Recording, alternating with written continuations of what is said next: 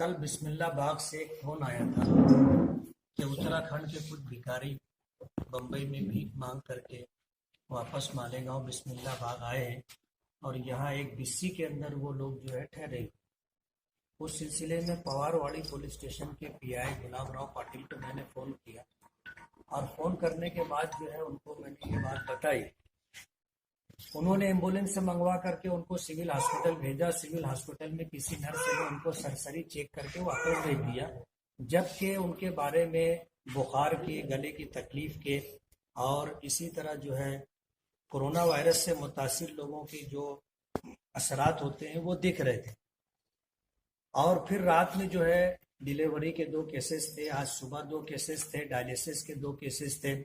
Civil hospital में doctor Dange बोलो या वहाँ का स्टाफ बोलो, वो लोग जो है इस मामले में फिरका परस्ती करते हैं और खुलेआम जो मुसलमान मरीज होते हैं, ख़ास तौर पर हमारी लेडीज़ खवातीन जो है डिलीवरी के जो मसाइल होते हैं, उन तमाम मसाइल के सिलसिले में उनको वो लोग जो है धुलिया रिफ़र कर देते हैं।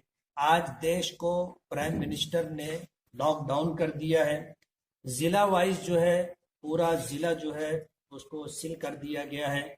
ऐसे हालात में मालेगांव से मरीजों को जब धुलिया शिफ्ट किया जाता है तो झोड़गे पर जो है उन मरीजों को रोक लिया गया।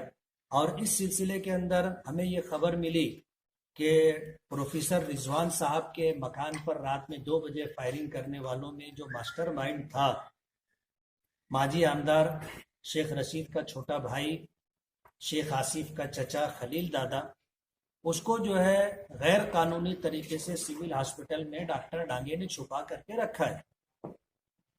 मैंने 18 मरतबा जो है डॉक्टर डांगे को फ़ोन किया, 2 मरतबा मैंने मैसेज डाला, लेकिन कोई रिप्लाई नहीं।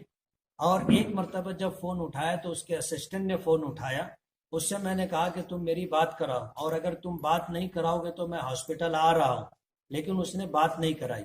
सिविल हॉस्पिटल जाने से पहले हम लोगों ने जा करके शहर के एएसपी घोगे साहब से हमने मुलाकात की और अपनी तकलीफ, अपनी शिकायत हमने उनके सामने रखी और हमने उनसे ये कहा कि आप जो है डॉक्टर डांगे से बात करो, ये जो कुछ हो रहा है ये गलत हो रहा है।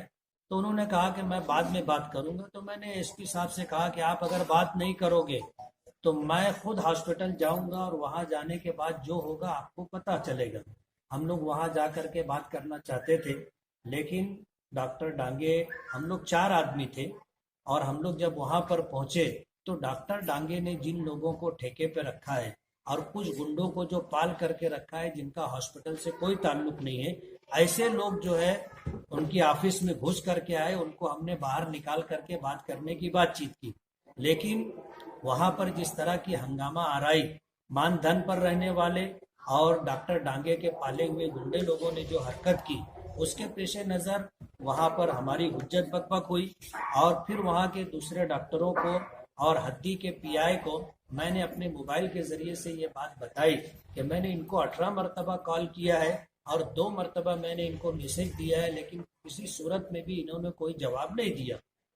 ऐसे हालात के अंदर सिविल हॉस्पिटल के जो डॉक्टर डांगे हैं, वहाँ के स्टाफ के लोग हैं, मामूली मामूली बातों को लेकर के वो शहर वालों पर, जिम्मेदारों पर दबाव बनाने के लिए स्ट्राइक करते रहते।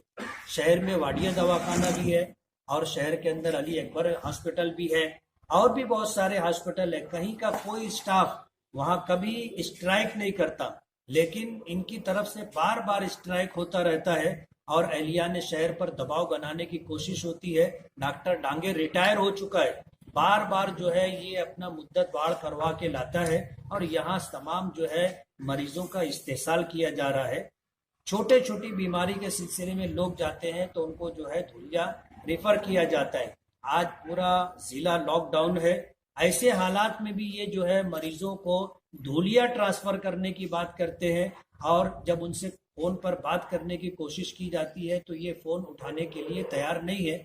हमें मालूमात मिली कि उन्होंने स्ट्राइक किया और उसके बाद जो है वो जा करके कंप्लेन देना चाहते हैं, पुलिस स्टेशन में पहुंचे हैं। शायद हम लोग भी जा करके अपनी कंप्लेन दर्ज करवाएंगे और हम पूरे शहर के लोगों को, जिनसे ये बोगस सर्टिफिकेट देने के लिए अमीर लोग जाते हैं उनको 326 का 307 का सर्टिफिकेट मिलता है, गरीब लोग जाते हैं उनको 324 का सर्टिफिकेट मिलता है। हमारे पास इस सिलसिले में गवाह मौजूद है।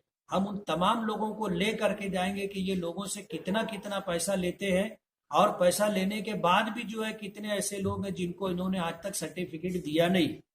हम अभी थोड़ी देर में जाकर के कंप्लेन FIR रजिस्टर करवाएंगे।